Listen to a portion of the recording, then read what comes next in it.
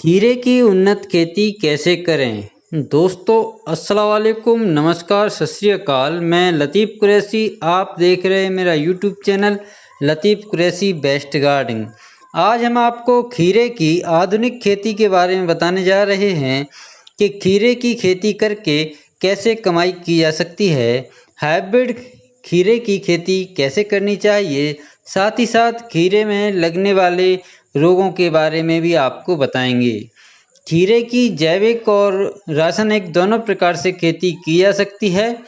आज मैं आपको खीरे की उन्नत खेती के बारे में बताने जा रहा हूं। उससे पहले एक गुजारिश करना चाहता हूं, यदि आप मेरे चैनल पर पहली बार आए हैं तो प्लीज़ चैनल को सब्सक्राइब कर लें और बेल आइकन को एक बार जरूर से ज़रूर दबा दें।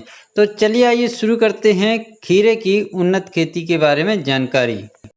खीरे की खेती किस प्रकार की भूमि में करनी चाहिए? तो किसान भाइयों दोस्तों मैं बता दूं, खीरे की खेती आप सभी प्रकार की मिट्टी में कर सकते हैं। यदि काली दोमट मिट्टी आपके गांव में या खेतों में है तो वह अधिक उपजाऊ मानी जाती है। खीरे की खेती नदियों तालाबों के किनारे भी आसानी से की जा सकती है। बशर्ते आपको ध्यान ये रखना है कि आपके खेत में पानी का भराव नहीं होना चाहिए। पानी का जल निकास आपके खेत में उचित होना चाहिए। खीरे की खेती के लिए जलवायु कैसा होना चाहिए? उपयुक्त जलवायु के लिए खीरे की खेती वहाँ पर उत्तम होती है जहाँ तापमान 20 डिग्री सेल्सियस से 40 डिग्री सेल्सियस के बीच रहता हो। अधिक वर्षा और आर्द्रता वाला मौसम खीरे की खेती के लिए उपयुक्त नहीं माना जाता है, क्योंकि इस प्रकार के मौसम में कीट और रोग लगने की समस्या ज़्यादा होती है। खीरे की खेती के लिए उन्नत किस्मों का चयन। खीरे की खेती के लिए जो किस्म आपके मौसम के अनुकूल रहती है वह आपके क्षेत्र में प्रचलित किस्मों को ही आपको लगाना चाहिए। इसमें कई प्रकार की उन्नत किस्में हैं, जैसे हाइब्रिड आप लगा सकते हैं, उन्नत किस्में हैं और विदेशी किस्मों को भी आप इसमें लगा सकते हैं। जैसे विदेशी किस्में हैं जापानी लॉन्ग ग्रीन, आप इसको भी लगा सकते हैं। इसके अलावा जो उन्नत किस्में हैं उनके मैं नाम आपको बता देता हूँ।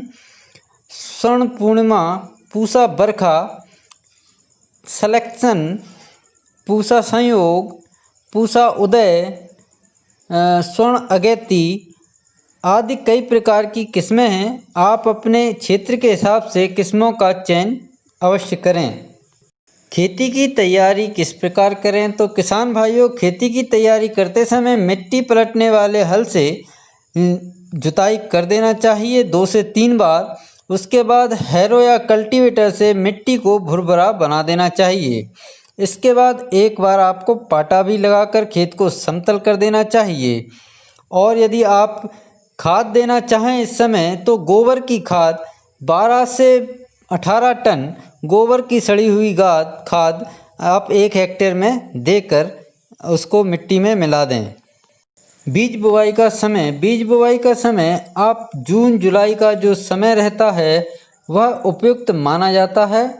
इसमें बीज की मात्रा 1 किलो प्रति एकड़ के हिसाब से उपयोग की जाती है। बीज की दूरी 1 से 1.5 मीटर रखते हैं, मेड़ से मेड़ की दूरी, और पौधे से पौधे की दूरी 60 सेंटीमीटर रखी जाती है। खाद एवं उर्वरक की मात्रा। खीरे की उन्नत फसल करने के लिए आपको खेत की तैयारी करते समय 6 टन गोबर, अच्छी तरह से सड़ी हुई गोबर की खाद जुताई के समय खेत में मिला देना चाहिए। इसके अलावा आपको 20 किलोग्राम नाइट्रोजन, 12 से 15 किलोग्राम फास्फोरस और 10 से 15 किलोग्राम पोटास की मात्रा अपने खेत में छिड़काव के द्वारा दे देनी चाहिए। खेत में बिजाई के समय नाइट्रोजन की 1/3 मात्रा, फास्फोरस की पूरी मात्रा तथा पोटास की पूरी मात्रा आपको खेत में दे देनी चाहिए। बची हुई जो नाइट्रोजन की मात्रा है वह आपको 2 बार में देनी चाहिए। बिजाई के 1 महीने बाद व फूल आने के समय खेत में आपको नाइट्रोजन की बची हुई मात्रा दे देना चाहिए। सिंचाई की आवश्यकता। बरसात में खीरे की फसल लगाने पर इसमें सिंचाई की ज़्यादा आवश्यकता नहीं होती है, परंतु वर्षा का अंतराल अधिक होने पर आपको 1 से 2 सिंचाई अवश्य कर देनी चाहिए। यदि खेत में नमी कम होगी तो आपके फल कड़वे होने की संभावना रहती है, इसलिए खेत में नमी बरकरार रखनी आवश्यक है। खरपतवार नियंत्रण। खीरे की फसल में अन्य फसलों की तरह ही खरपतवार नियंत्रण आवश्यक होता है। बुआई के 15 से 20 दिन बाद आपको एक बार निराई गुड़ाई अवश्य कर देनी चाहिए, जिससे कि खरपतवारों का नियंत्रण हो सके। पूरी फसल में आपको 3 से 4 बार निराई गुड़ाई कर आप खरपतवार से छुटकारा पा सकते हैं। खीरे को ग्रीष्म ऋतु और वर्षा ऋतु दोनों में लगा सकते हैं। ग्रीष्म ऋतु के लिए आपको फरवरी मार्च पर्याप्त समय रहता है और वर्षा ऋतु के लिए जून जुलाई। रोग नियंत्रण। खीरे की फसल पर लगने वाले रोग, जिनमें मुख्य रोग हैं मोज़ेक रोग, मोज़ेक वायरस। खीरे में विषाणु रोग एक आम रोग होता है। यह रोग पौधों की पत्तियों से शुरू होता है और इसका प्रभाव फलों पर भी पड़ना चालू हो जाता है। फल छोटे आकार के टेढ़े मेढ़े हो जाते हैं। इस रोग के नियंत्रण के लिए नीम का काढ़ा या गौमूत्र का आप इसमें छिड़काव कर सकते हैं। इसके लिए आपको 250 मिलीलीटर प्रति एकड़ के हिसाब से फसलों पर छिड़काव करना चाहिए। इसके अलावा एंथ्रेक्नोज है, चूर्णिल आशिता रोग है और बोट्राइटिस रोग है। इसके अलावा आप जितने भी रोगों का कंट्रोल कर सकते हैं वह सारे के सारे मेरे आपको चैनल पर वीडियो मिल जाएंगे। आप उन विधियों को, जैविक विधियों को अपनाकर अपनी फसल को सुरक्षित रख सकते हैं।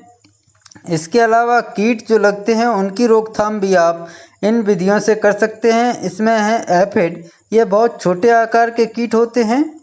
कीट जो पौधे के छोटे हिस्सों पर हमला करते हैं, उनसे रस चूसते हैं। कीटों की संख्या बहुत तेज़ी से बढ़ती है। प्रकोप की वजह से पौधे की पत्तियों पर पीलापन आने लगता है। इसकी रोकथाम के लिए आप गौमूत्र और नीम का काढ़े द्वारा भी इसका नियंत्रण कर सकते हैं। इसके अलावा लगने वाले जो कीट हैं वो है रेड बीटल। यह कीट पत्तियों के मध्य भाग को खा जाते हैं, जिसके कारण पौधों का विकास अच्छी तरीके से नहीं हो पाता। इस कीट की रोकथाम के लिए आप नीम काढ़ा या गौमूत्र या पंचतत्व की जो दवाई है उसका छिड़काव करके भी इसका नियंत्रण कर सकते हैं। इसके अलावा एपिलेकाना बीटल, ये कीट पौधों की पत्तियों पर आक्रमण करते हैं, पत्तियों को खाकर नष्ट कर देते हैं। इसकी रोकथाम के लिए भी आप नीम का काढ़ा और गौमूत्र का इस्तेमाल कर सकते हैं। इसके लिए जो रासायनिक दवाई है वह है मेटासिस्टाक्स 25 ईसी अथवा डाइमेक्रान 100 ईसी का या न्यूवाक्रॉन 50 ईसी का 600 लीटर पानी के साथ मिलाकर छिड़काव कर सकते हैं। रासायनिक दवाओं का प्रयोग आप 10 से 15 दिन तक फलों का प्रयोग नहीं करें। इसका छिड़काव करने के बाद आप फलों की तुड़ाई ना करें। खीरे की फसल बुवाई के लगभग 1.5 से 2 माह बाद फल देना प्रारंभ कर देते हैं। जब फल अच्छे और मुलायम हों और उत्तम आकार के हो जाएं, तभी आप इन फलों की तुड़ाई करें। इसका जो उत्पादन है वह 50 से 60 कुंटल प्रति एकड़ आप उत्पादन प्राप्त कर सकते हैं। फलों का भंडारण आप 2 से 5 डिग्री सेंटीग्रेड पर 2 से 3 सप्ताह तक आप इसको भंडार करके रख सकते हैं। इसके लिए आपको रेफ्रिजरेटर या फ्रिज की आवश्यकता या कोल्ड स्टोर की आवश्यकता पड़ेगी। ग्रीन हाउस या पॉली हाउस में खीरे की खेती साल भर की जा सकती है। इसके अंकुरण के लिए आपको 20 डिग्री सेल्सियस तापमान की आवश्यकता होती है।